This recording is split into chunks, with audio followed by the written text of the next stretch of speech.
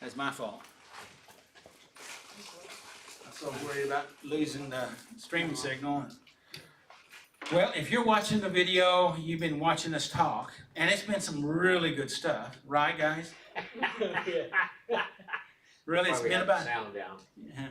It's so anyway, it's my fault. I didn't turn the mic on. So anyway, we're talking about overcoming denial, and it's been really good stuff. I'm sorry it had to be. I guess you needed to be here in person, but you not. So you can good now.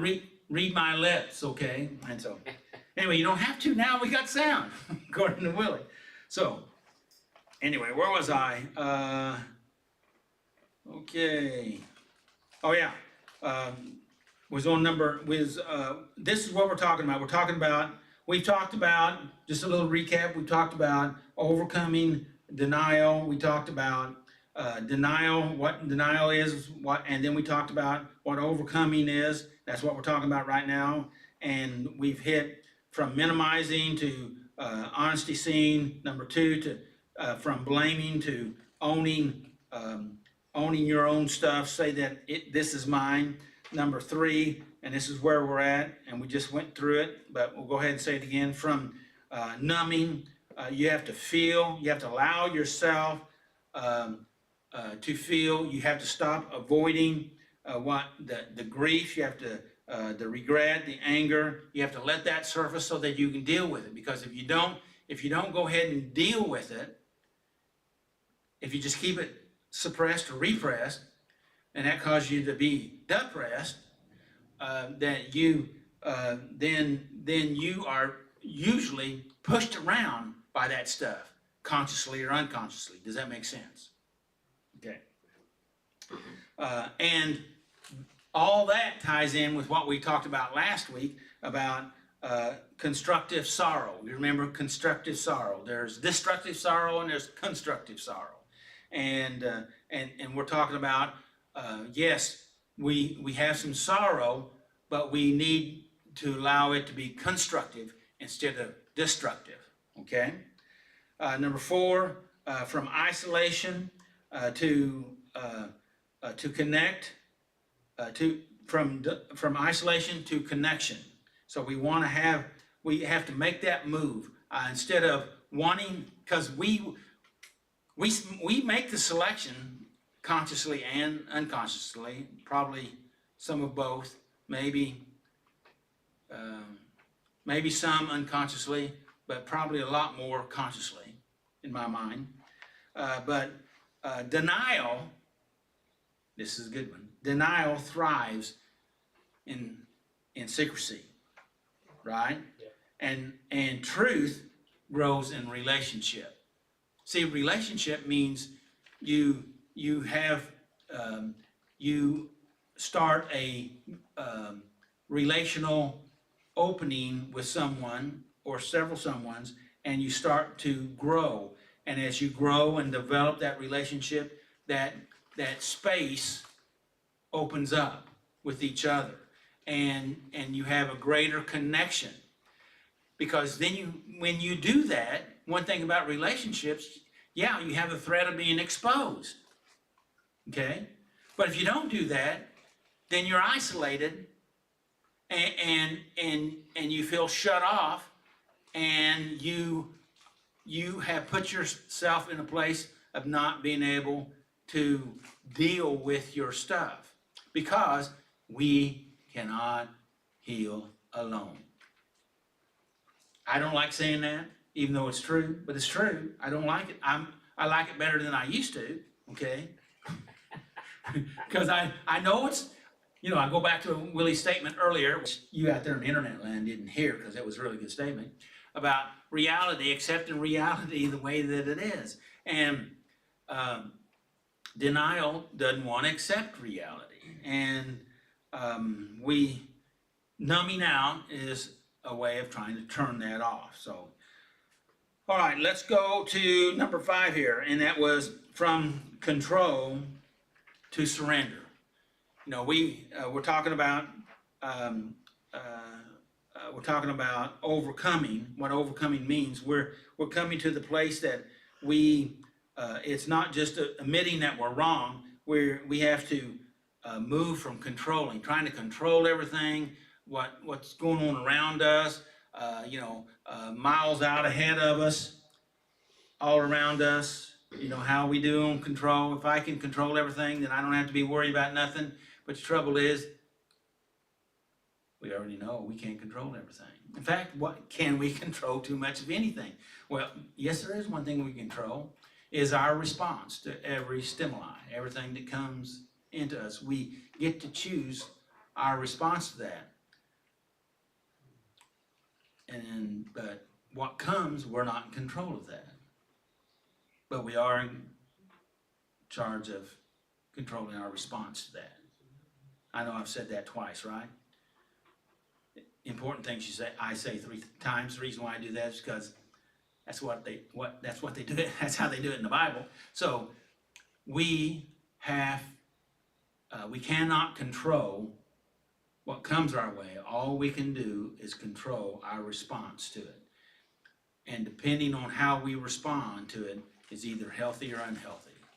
It's either constructive or destructive, kind of like we was talking about last week. So you stop managing appearances and start pursuing healing. I put that in orange in case you're looking at it. Okay, well, I spent about half of my time muted, but let me go down to this right here, and that is the spiritual layer. And there's some other good stuff in between there, but on our paperwork, this overcoming denial is really about coming into the light, okay? It lines up with the principle of John 8:32, and that is the truth sets you free. Okay, I like one translation that says makes you free. The truth makes you free. I like that in particular, that translation. But notice that the truth doesn't feel freeing at first. You were talking about that a while ago, Robert, when we weren't able to be here on the internet, and it was really good. By the way, this is what Robert said earlier was really good. By the way, you got that on the internet. It said, but it doesn't feel at first like it was good. It feels exposing, right? It feels like we're being exposed. Yeah, we're vulnerable. We're being exposed. That we've been hiding in the dark is now being brought into the light, and to have healing in our life, whether it's physically, mentally, emotionally, socially, financially, is to come out of the darkness into the light. Would you not agree to that? Yeah. And so it says, but exposure is not the same as condemnation. Okay, condemnation is in the Greek is katakrio, is spiritual death, physical death. Okay, and that shame, exposure here is that we're opening up to allow the healing to come in. And this just popped in my mind. I know that Jordan Peterson, I heard him talk about this many years ago, that he said that there was a study done in North America, and I'm talking about, United States and Canada, and I'm assuming Mexico also, because it's part of North America, whether we realize it or not. And so, but it said that the research was that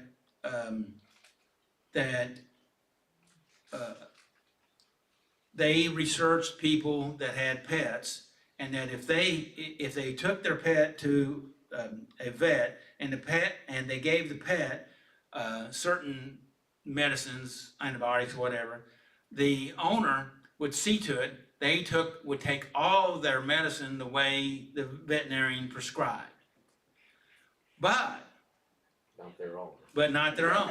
They very rarely took their medication the way it was prescribed. Normally they don't take it, or they don't take it all the way through, or whatever. But they'd do it for the pet, but they wouldn't do it for themselves. I wonder what that says. What does that mean? Anybody have any idea what that means?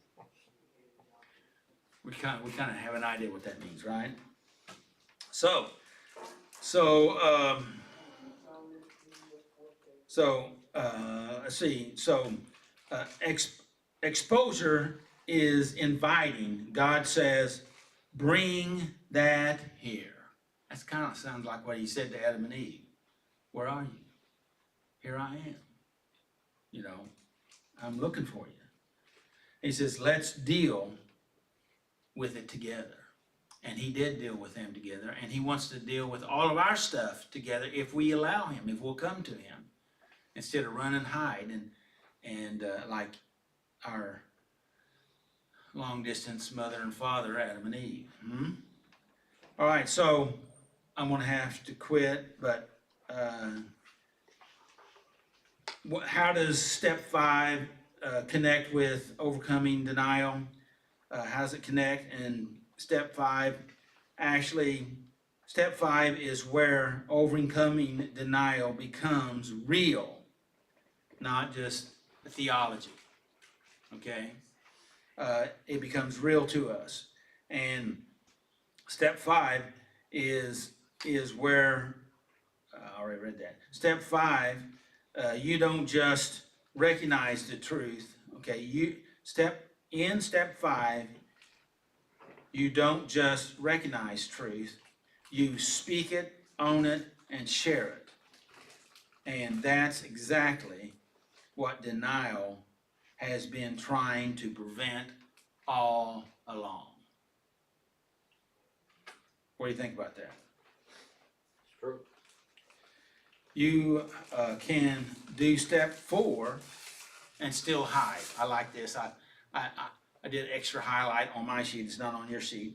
You can do step 4 and hide, but step 5 removes the last place denial can live. If we do step 5 correctly, and that is we admit to God, ourselves, and another human being the exact nature of our wrong. What do you think about that? Gotta do it. We don't got to, but it's in our best interest, right? And it's not going to be good for us if we don't. And there's some more stuff in here, but I've gone way over time, so. All right. Any quick comments from anybody before I have Willie read the steps? Thanks, everyone. Am I sorry? I'm sorry that I didn't turn the mic on early. I'm just gonna lip read them. Okay. You're gonna move your lips, Yeah. but not make any noise. Is that what you're trying to say? How y'all doing this evening? Good. Step 1, we admitted that we were powerless over our problems and that our lives have become unmanageable. Step 2, we came to believe that a power greater than ourselves could restore us to sanity. Step 3, we made a decision to turn our wills and our lives over to the care of God. Step 4, we made a searching and fearless moral inventory of ourselves. Step 5, we admit to God, to ourselves, and to another human being the exact nature of our wrongs.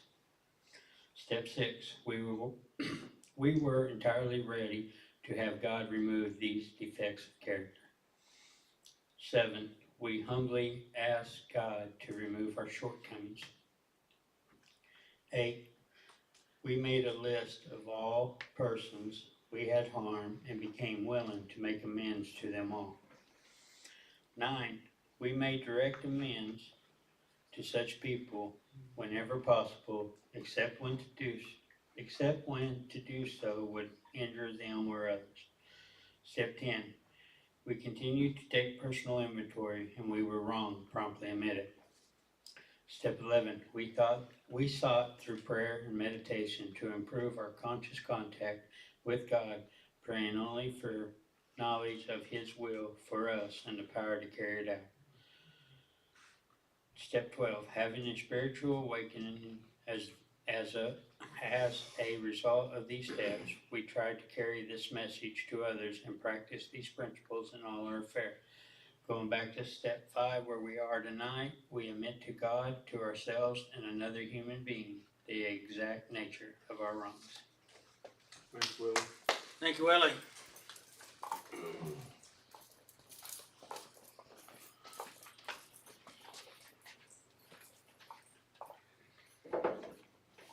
Hello, everyone.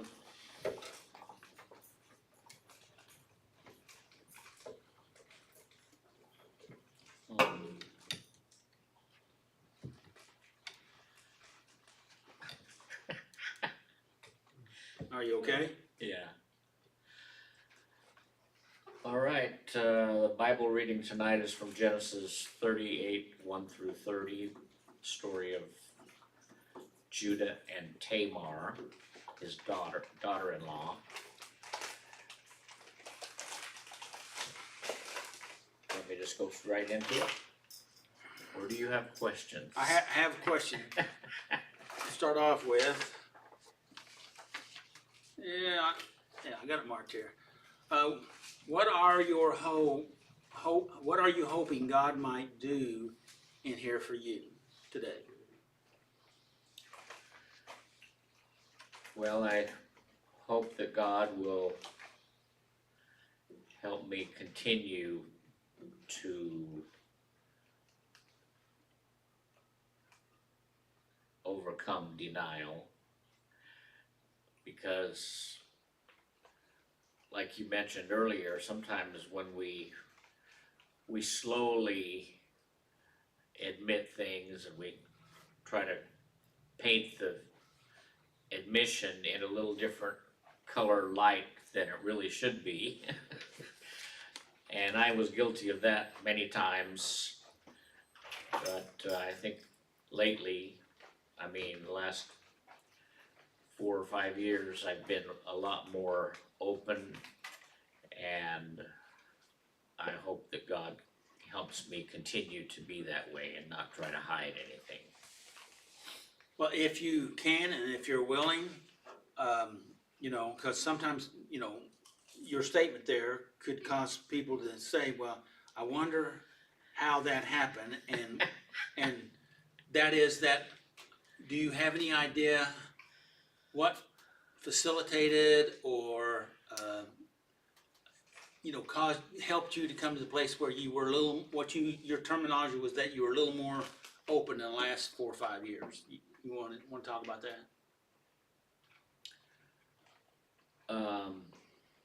Yeah, just one little example.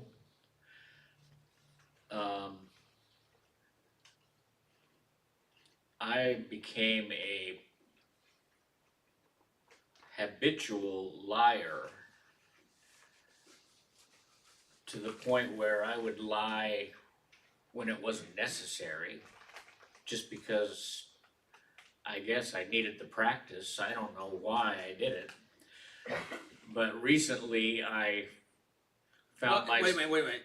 You said you were a pretty good liar, and I guess you don't know why, maybe you need to practice in it, but evidently you had enough practice, was you was pretty good at it. So it must have been another reason, but we don't have to talk about that. I just thought I'd point that out, though. Yeah, well, You can if you want, but you don't have to. I mean, it was just like there was no reason to lie. It's just, Got a question. okay, go for it. How does that statement tie into what our topic is tonight? Denial and overcoming denial. How does lying tie into that? Because denial is a lie. It's not only a lie, it's just it can be just withholding the truth is denial. But I got so in the mode of denial to my family or to anyone I was talking to, I didn't want to discuss my problems outwardly. I just wanted everybody to think that I was fine, and if somebody asked a question that made me uncomfortable, I would just brush it off and say a lie and say, oh, you misunderstood that and trying to come up with some story to make them believe it, I guess. And that kind of ties in with that statement about controlling things, right? Sure. So lie could be part of that control mechanism, Absolutely. okay? But That puts some things together, doesn't it? yes. But let me get to the good part. Okay, I'll shut up. But not too long ago, I found myself talking to a friend from church, and he asked me a question. I don't even remember what the question was. But the first thing that came to my mind was something that wasn't the truth. I was gonna tell him a lie, which I didn't, there was no reason to do it. But my mind is becoming clearer to where I recognized that, and I stopped myself and I said, and I told the truth. And he said, "Oh, okay, that makes sense." And I wish I could remember what it was about, because that might make it a more interesting story. It might, but But the the fact point is very pertinent. That's good. You know. Yeah, the point is, I recognized that I was about to lie like I used to do all the time, and I'm really trying not to do that anymore. I don't lie. In fact, somebody called me out not too long ago, but in fact it was Garth. I told him that I rang his doorbell 10 times trying to get his attention, and he didn't answer the door, and then a few days later he said, "And you lied to me. You did not ring my doorbell 10 times." And so, yes, that was true. I did not ring his doorbell 10 times, but it felt like it because I rang it several times. So the point is that I'm trying to make is embellishing the truth, not saying the whole truth. That's all part of denial. And we've got to be truthful for us to get better. That's good. That's good. Can I ask you a question about your story? Yes. Why? I think I know the answer, and I think you probably do too. The question is, why do you think your brain came up with a lie instead of the truth so quickly? A habit. There you go. And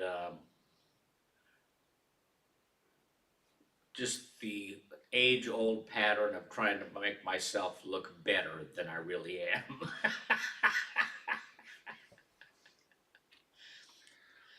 At least that's what you think you look bad, and so. Yeah. All right. Thank you, Robert, for that. I appreciate that. Now we can begin. I'm sorry? Now we can begin. Okay. Overcoming denial. We admitted to God, to ourselves, and to another human being the exact nature of our wrongs. Admitting our wrongs to ourselves can be the most difficult part of step 5. Okay. Do you agree or disagree with that statement? Absolutely. Why? Because if we admit it, then it becomes truth, and we have to do something about it. Okay. I want to say hi to someone I saw on our, and I was thinking about you today, Matthew, and I just want to say hi. Hope you're still on there, but be nice to see you back here again on Saturday night. So, all right, go ahead. Denial can be blinding. How can we be expected to admit to ourselves those things we are blind to? Okay. Any thoughts on that? Well, yes. I think denial makes us blind.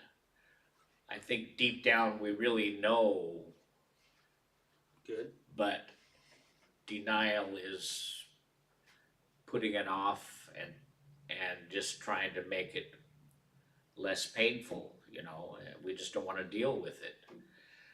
Or in my own case, I didn't want to admit that it was a problem that I could not handle. I figured I could handle it and make it so that I would be a more normal person who could gamble in a moderate way. I never wanted to admit that I didn't have control over the gambling. Well, I finally did. I had to. There was no, if I ever wanted to come to a place of a more balanced and acceptable life, then I had to realize that I didn't have control over it. That's the first step. Yes. The word that was in my mind was sanity. Yeah. Sanity, right? You think it was a good word? Yeah. Sanity is a very good word. Okay. Insanity is what I have dealt with along many years. So it's nice to be a little more sane. Yeah. these days. Yes. I've got down here, it says, the honest answer is that you usually can't recognize when you're blind, okay? You need some help. You need another perspective. Whether it's, well, if we go back to step 5 and listen to what it says that we should do, and that is that we admit to God, ourselves, and another human being. So we need another perspective in our life, whether it's God or another human being, okay? Because sometimes if we blinded ourselves so much that we can't see, then we need some help to see. Does that make sense? And if I can't see it, you know, there's been times where somebody told me to get something, and I'd go to where they said, and I said, well, I don't see it. Well, they can come in, and it's right there in front of me. I couldn't see it. And why is that? I don't know, but I didn't see it, or at least I didn't think I saw it, right? You know what I mean? And but someone with a different perspective did see it, and then as soon as they saw it and reached for it, I could see it then. Yeah. Isn't that weird? It is weird. Maybe I'm just weird. So, that happens a lot in some of my business work. I see things that other people can't see. And I say, well, what do you see right there? Where? Right there. Yeah, I see it. I didn't see it before. It happens all the time, right? Yeah. Okay, go ahead. All right, the question was, how can we be expected to admit to ourselves the things we are blind to? Mhm. Here's a clue that can help us. We will often condemn in others Mhm. the wrongs most deeply hidden within ourselves. And What do you think that means? that means, okay, someone who is a compulsive gambler like me and is in denial will easily point out someone who has a problem with gambling. But I won't point to myself until I finally admitted to myself that I Right. was a compulsive gambler. Okay. Good. According to ancient Israelite law, a widow was entitled to marry the surviving brother of her husband in order to produce children. This, So what do you think that means? That means it was just a means to protect the family name Right, so that the children would carry the family name and inheritance forward. And it wouldn't just stop because the husband died without the wife producing a child. okay. Good answer. Good answer. Oh, okay. This custom is described in detail in Deuteronomy 25, 5 through 10. Tamar had been married successively,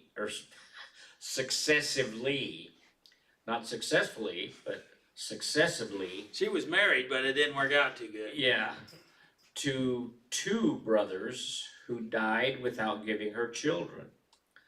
Her father-in-law Judah promised to give her his youngest son also, but he never did. This left her alone and destitute. In an effort to protect herself, she disguised herself as a prostitute and became pregnant by Judah himself. And she kept his identification seal, which he had given her as a pledge for payment. This is out of Genesis 38, Yeah. 1 through 23. Go ahead. When Judah heard that Tamar was pregnant and unmarried, he demanded her execution. That was out of Genesis 38, 25 through 26. Yeah. Go ahead.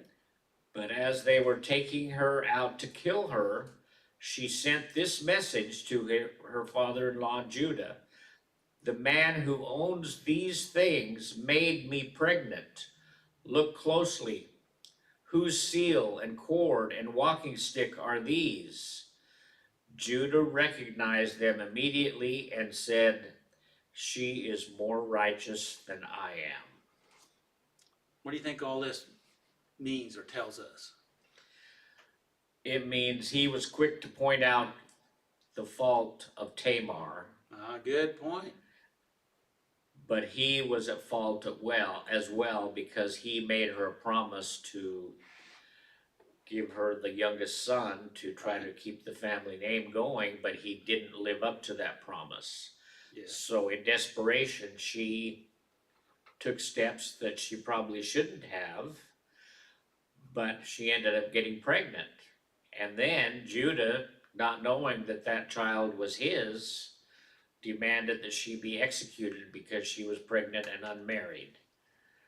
And so when she pointed out that says, hey, take a look at this, and it might jog your memory, he immediately recognized that and came out of his denial and said, she's more righteous than I am. So he stopped the execution, I believe. Yes, he did. And it said, and it never slept with her again. Yeah. And, and by the way, Tamar and her first son there, actually, it was twins, but the elder of it was in the lineage of Jesus. So Tamar, which was not a Jew, but married a Jew, and then did this. And by the way, this is in where you had Jacob, which was the deceiver. He deceived, of course. He got Abraham was too. It's carried on down the line, and what we do is done to us, and that's what happened here, right? Yeah. And so how does? Let me get back to the question I have down here. It says, how does this apply to your life or our life? The story. Any thoughts? I think we just gotta be truthful. We gotta admit when we're wrong and take steps to right the wrong, take steps to at least not do the wrong again, and life will turn out much better when we live by means of truth. Okay. And my next question here that I've got written down is, how does this story connect with denial? Which you may have already touched on there. Yeah. Well, Judah was in denial. Hmm. He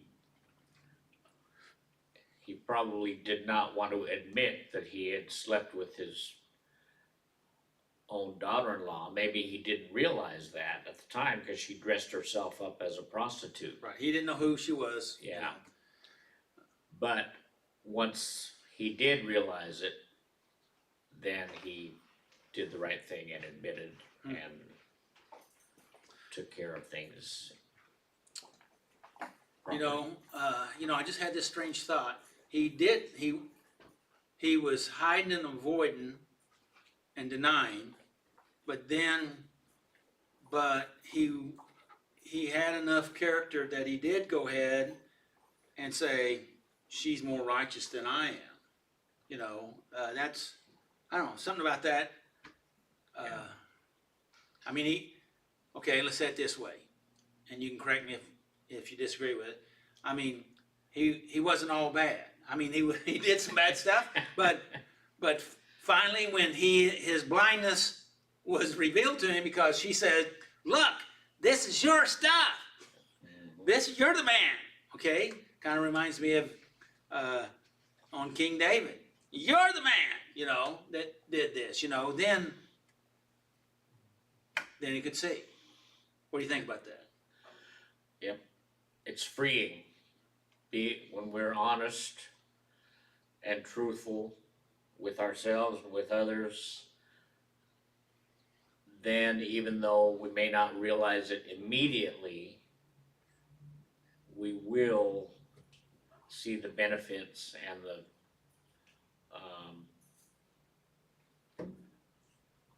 why it's the right way to live. You know, things are better. Life is better when you're truthful. And we think we have twisted up lives, which I'm not saying we don't, but I mean, if you knew all the background story of what went on here, because Judah going and living in the country with, I think it was the Mennonites here, and then taking, a wife there, and then, I mean, I got the feeling this was not an unusual practice, okay, of using a prostitute, so, but yet, he was in the lineage of Jesus' birth. I mean, and think if God can use messed up people, he can use us too. What do you think about that? Yeah. Go ahead. And I think even there's verses in the Bible that describe Jesus as the Lion of Judah. Right. So referring to his lineage, he's the lion that came out of the tribe of Judah. And he did some other things that was really good, but it was sometimes it got down to where it was like a force type system, but he did it, okay, and maybe that's what we do to ourselves. We discount even though when we finally do something right, we minimize it or discount it because we avoided it to start off with, right? Does that make sense? Yep. But fact of it is, God knows how to take us from where we are to where He wants us to be, and it's a process. Yeah. And I know our humanness is, and I did it myself, and I've done it multiple times, but I remember this one time in particular, and I refer to it from time to time. I was driving down the road, and I was so disgusted with myself, I finally said, God, just rip it all out of me. Right? Rip it out of me. And then as soon as I said that, I thought, no. If you rip it out of me, there's nothing left. And then I said, no, go ahead and do it anyway. Oh, wretched man I am, who will deliver me from this body of death? I know that's a little dramatic, but it was dramatic. We are in process, and sometimes it feels like a tortured mess sometimes. But that is the healing. Is it not? Isn't that healing? Yeah. Even though it was painful, it was, you know, it was back and forth. But that's way better than always staying a long ways away, hiding out, numbed out, avoided, angry, distorted. Yeah. Okay, I'll shut up. Go ahead. It won't be easy to be honest with ourselves. Jeremiah 17:9 says, the human heart is the most deceitful of all things and desperately wicked. Now, I want to talk about this just for a second. I looked it up in the Strongs, and on my sheet here, it has the heart there, the word for heart, it's H3820, and it says the inner man, the mind, the will, the heart, okay? Now, in the ENT Bible, that's the New English Translation, it doesn't have heart in the scripture there. It has mind, okay? It says the human mind is the most deceitful of everything, okay? And in the NET, it emphasizes that our rationalization and logic are what deceives us, not just our feelings. Okay? Now, you know, I've been looking at this for a long time because they, in the scriptures, particularly in the Old Testament, sometimes they refer to the heart like it's our brain or our mind, and sometimes they refer to the brain or our intellectual aspects as being the heart, and then it also refers to our kidneys, you know, and our bowels, and all these different aspects of things. But I really, and I guess you can tell, I really like this translation coming from the Hebrew, that this is talking about the mind, which makes real good sense to me. And it's not just our feelings, but it's also our brain, our intellect, our rationalization, our logic, because we can get twisted up in our logic real easily and believe distortions or lies. And that's what we're talking about here, about denial. Yeah.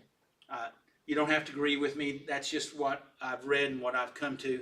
But I think it's really something to consider and look at. Comments or questions? Oh, go ahead. We can look at those things we condemn in others as a clue to Yes. what may be lurking within ourselves. What does that mean to you? That means, I think there's an old saying, if you point the finger at someone else, there's three pointing back at you. It means if you are quick to condemn something in someone, before you speak that, heaven forbid, you should look at your own self and see if that's something that you need to work on. Good. Strong indicator. Wouldn't you Yeah. agree? Mm-hmm. Go ahead. That's it. That's it? Yes, that is it. So, what did you learn from this lesson?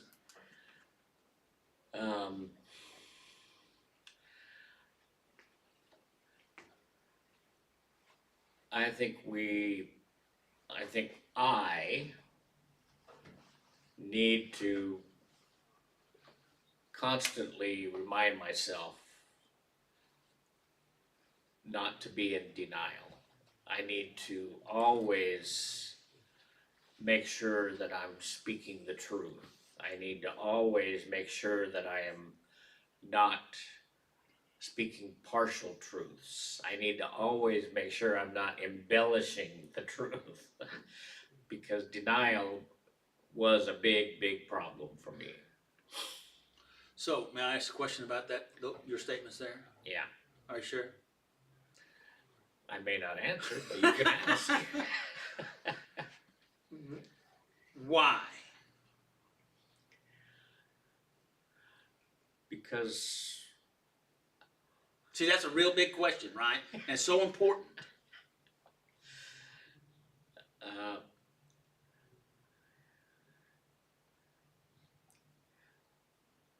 because I want to be free. Good. I want God to bless me. I Yeah. want to do what God wants me to do and what He put me on earth to do. Good. So for all of that to happen, I have to be truthful. I can't deny the truth. Good. Good. And if we deny the truth, then what are we in? We are in prison. We're trapped. We're in prison, we're trapped, deception, distortion, Guilt and shame, everything. and all of it. Okay, very good. And what's your takeaway tonight? Takeaway is we've all heard about the queen of denial, so I don't want to be the king of denial. Thank you. All Appreciate it. So, Lori. Doug. So, you picked this topic, right? No, I don't think I did. No, I did. You did? I thought Lori did, so I didn't ask you that question. So, Robert, why did you pick this topic? Because it was a big one. It was is. a big one in my life, Yes. and I'm sure that most everyone has dealt with at least some denial. I dealt with a lot of denial. So it was appropriate for me. Well, thank you for picking that topic. And you did a great job. Even when I asked you some hard questions.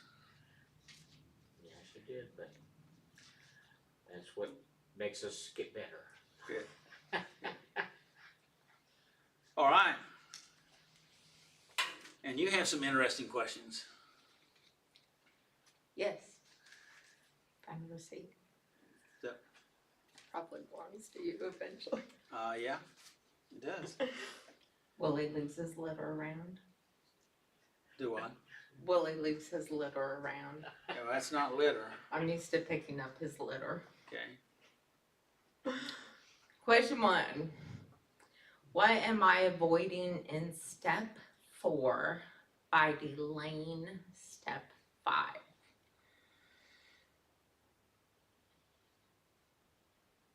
Probably this whole lesson that we've talked about tonight. Because the answer I wrote down no longer is the appropriate answer, I guess, after listening to this. Originally, I wrote down, I'd like to think that I'm not avoiding, but if I was, it would be because I haven't started to deal with it yet. Which is still accurate, but now I also need to add, because I just haven't, probably because I've just denied that it exists and don't want to see it after this lesson. So that's what I've also learned. Remember that for here in a couple of minutes when you ask me that, because I probably won't remember that either. Okay. Okay, Well, congratulations. thank you, Okay. I think.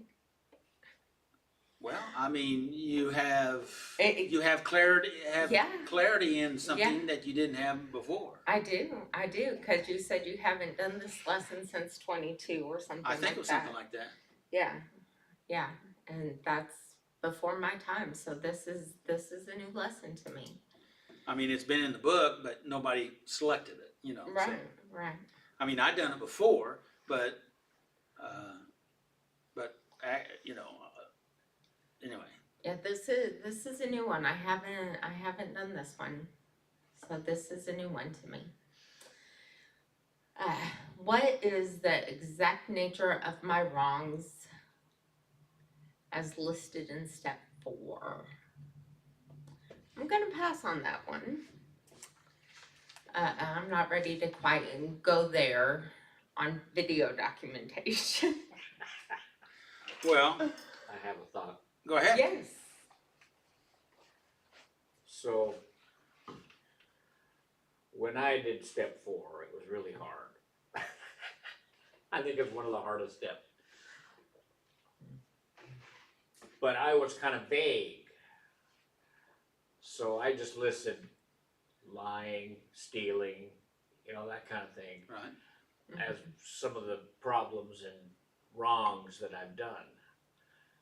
Then I get to step 5 and I'm supposed to, That don't cut it no more. I don't cut it no more. I gotta get specific. Uh, And first of all, to myself, you know, and like,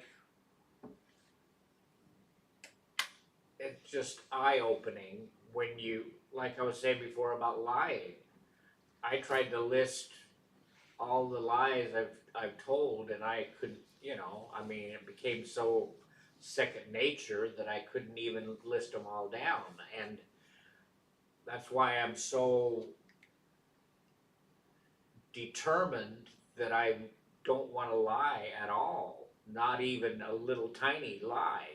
What's the point, you know? I don't want to do that. So the exact nature means you got to get specific. Yeah. Stealing has to be specific. What did I steal? How much? Blah blah blah. This and be more specific.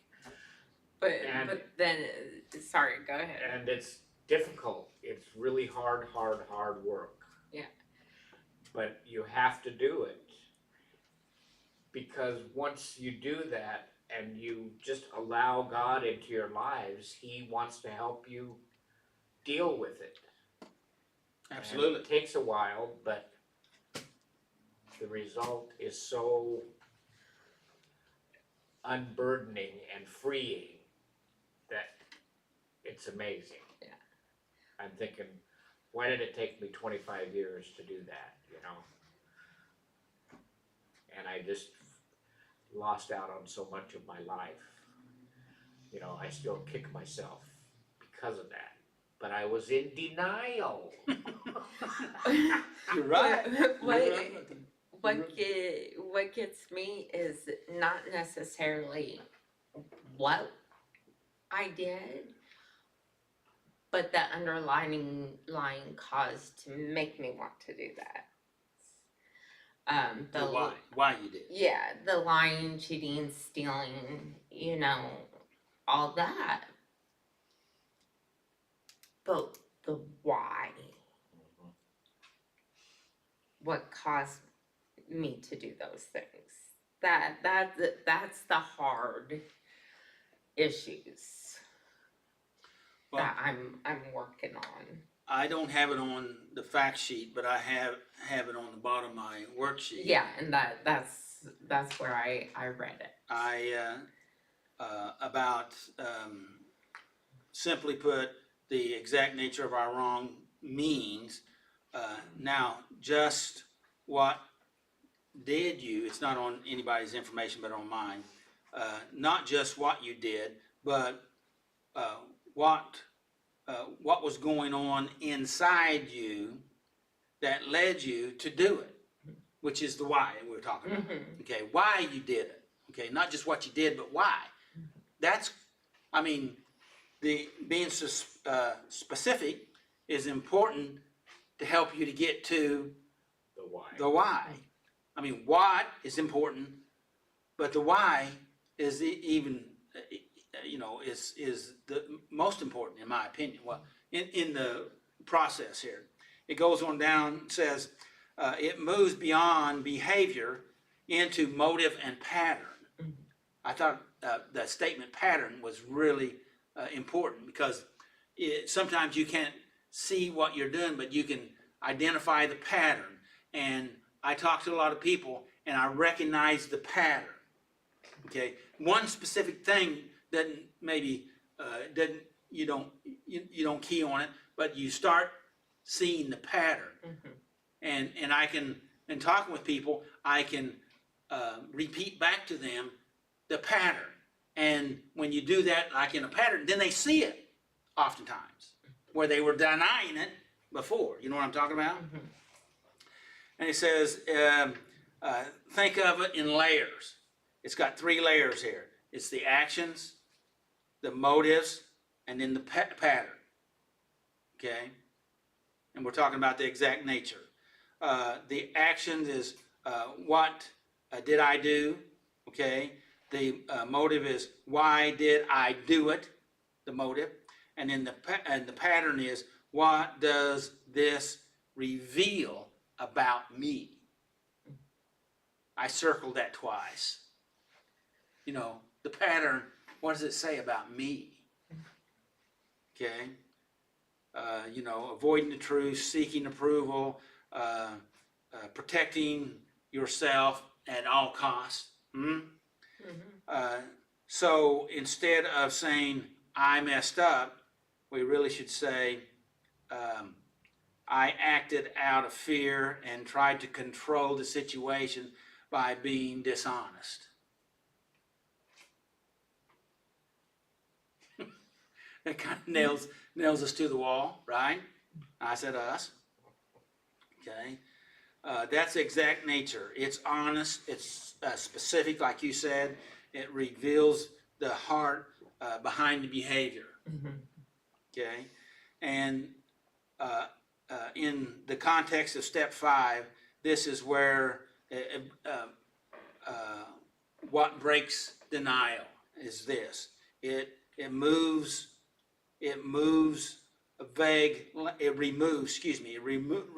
vague language. It exposes the root causes, and it brings truth into light where you can see it.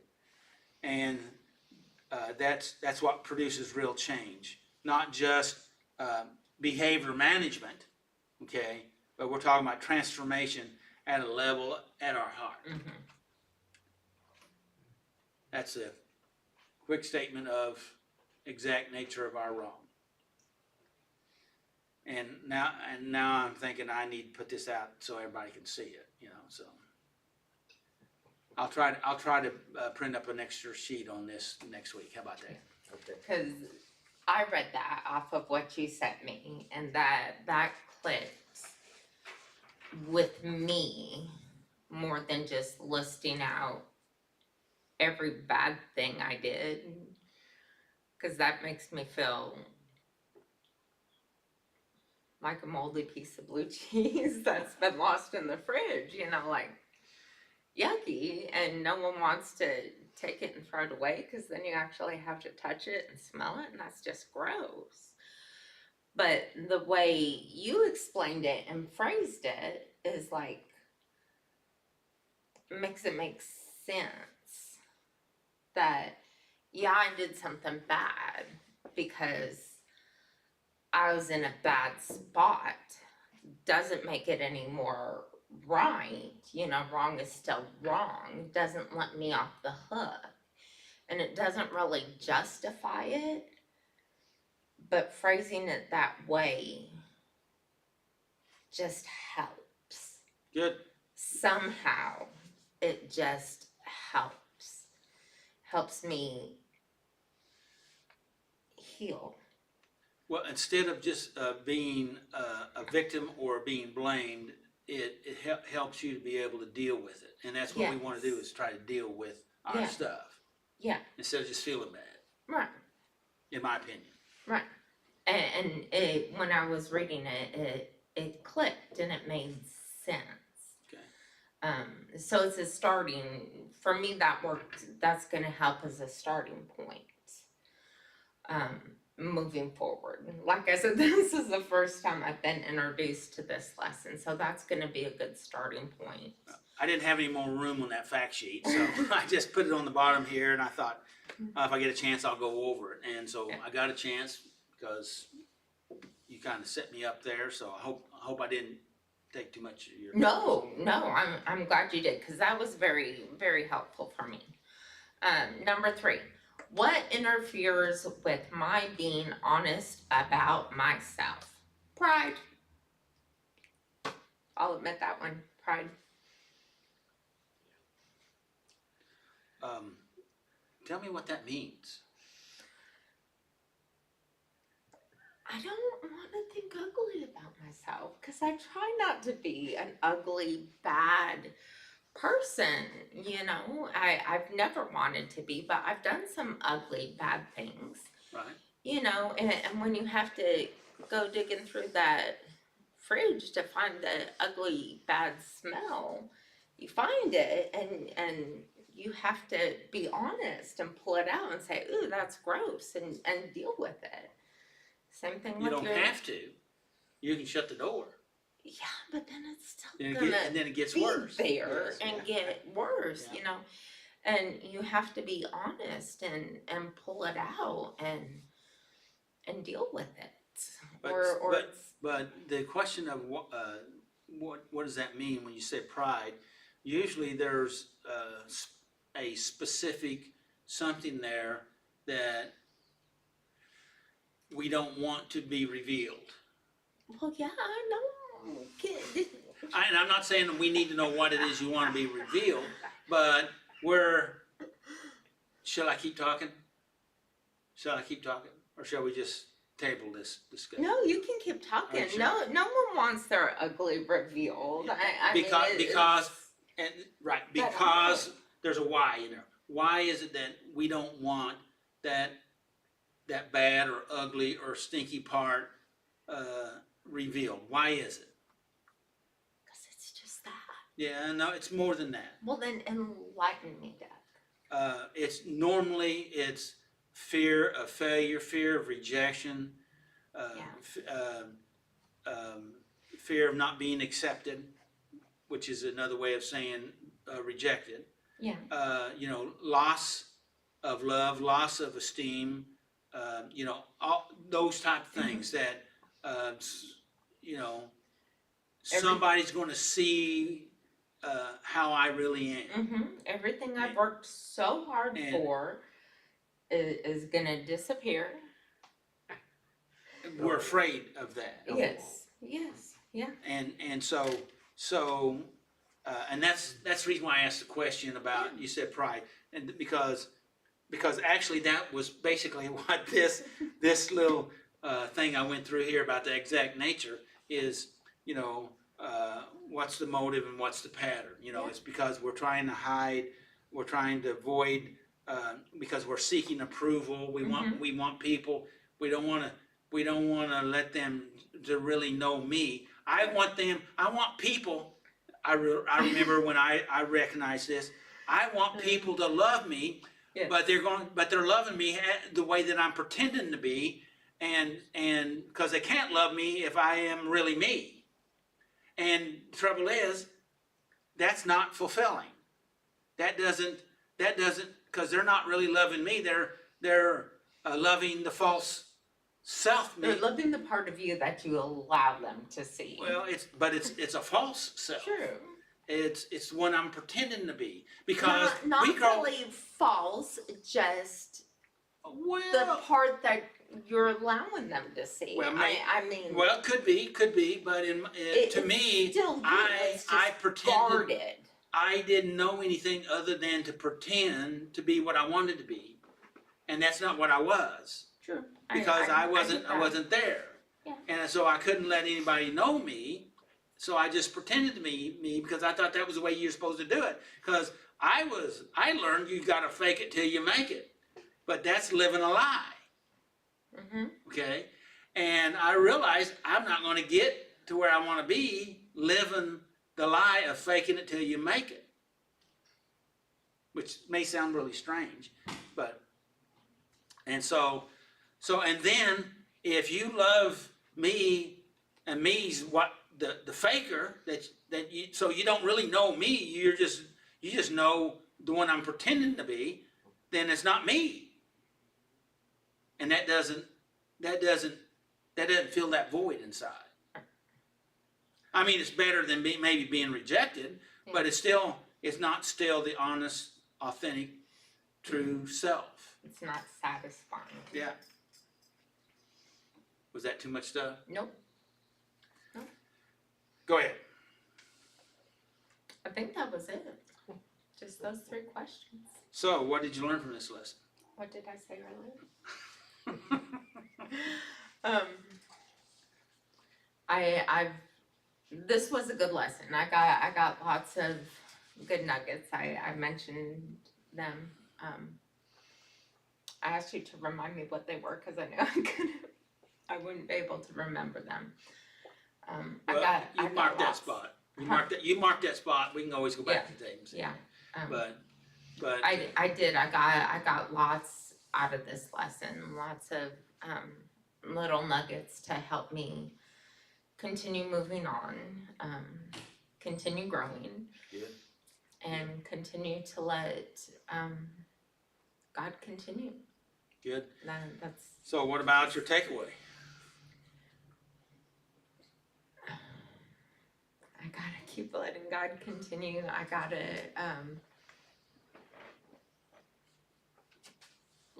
continue to let go of some more pride and just get out of God's way and let Him keep working. 'Cause my honest desire is to become the person God wants me, has planned for me. And that's only gonna happen when I let God have His full will and do what He desires me to do. And takes work, and just letting Him work in me and keep on doing. Well, coming and participating and giving the reflection and questions or the step lesson is, I think, a real big step in that putting yourself out there and actually exposing yourself to whatever level of being vulnerable, able to do. Because I don't want to force anybody to go past what they're ready and able to do, and because I don't want to. Force is not the answer to enable, to empower, to help growth. Is what I want, and I encourage people to do that, and not even forcing yourself. Encouraging yourself, challenging yourself, but I'd be real careful about overdriving or forcing yourself, in my opinion. Yes, sir. I just wanted to bring out this one point that we didn't get to on the paper. Yes. Step 5 says, admit to yourself, to God, and to another person. There's one here that says, step 5 introduces a witness. Someone hears you, and you are still accepted. Yes. Mm-hmm. That experience alone dismantles a huge layer of denial. Yes. So even though we have that pride, it's really hard for us to admit to someone else the exact nature of our wrongs. When we do that and they still accept us, in fact, when I did that, they said, it's amazing that you can say that, and I applaud you for doing that, and you're gonna be so much better for doing that. So they just encouraged me, and it made me feel so much better. And the fact that they didn't say, oh my God, I didn't realize you were that bad, I never wanna talk to you again, you know, that's what I thought might happen. But it didn't happen that way, and thank goodness, and thank God that it didn't, you know? So, And that's, and I circled that, of course, we didn't get to that, but it's really important. But that acceptance, but we gotta be careful, particularly in our earlier development process, that we are selective on who and how far we're able, that we do open up. right, And, because I'm thankful that whoever you talked with was good, it was a good pick. And because they accepted, they were open enough, me too. they were open enough to do that. And so that's very important, because there's been a lot of people that could get really overwhelmed and your negative perspective of yourself and self-rejection can be reinforced by people that don't get it. So anyway, congratulations, that's good, that's good. Anybody else got any comments about, or any questions for Lori, because she's got all the answers? Anybody want to share what this lesson meant to you, or what you learned out of it, or your particular takeaway? Anyone? You moved, Willie. You acted like you had something you want to say. Not really. I was going to, but I changed my mind. Well, you can always change it again, right? No, it's not gonna happen tonight. Okay, well, I'm afraid I'll, we're not here to force. Let's put it this way, I'll say it in the terms that I understand, but it might mess someone else's thinking up, so let's just leave it where we're at. Oh, okay, all right. Thank you, Lori, appreciate it. Always. It's not about me tonight. Thanks, everybody. And to the internet folks, sorry for my mistake on not turning the sound on. I messed up, so what do we got for next week? Unending Love, Ending love. Hosea, that's a good one, Yes. and it's gonna be you Yeah. and Lori, okay? She I'm did so probably good gonna on the convince him questions to let me today. teach it, cause I Do- like that one. Do what? I'm probably gonna convince him to let me teach it, cause I like that one. Okay, all right, well, whatever you guys come to. Do you wanna teach that one? I do, I've done a whole study on that book. Okay, swap them around, we're gonna do it the other way. All right, I'll change it. So, Unending Love next week, Yes. okay? All right, thanks, everybody. May the Lord bless you and keep you, and may His face shine upon you and give you His life and His light and His peace and His grace and His mercy. amen.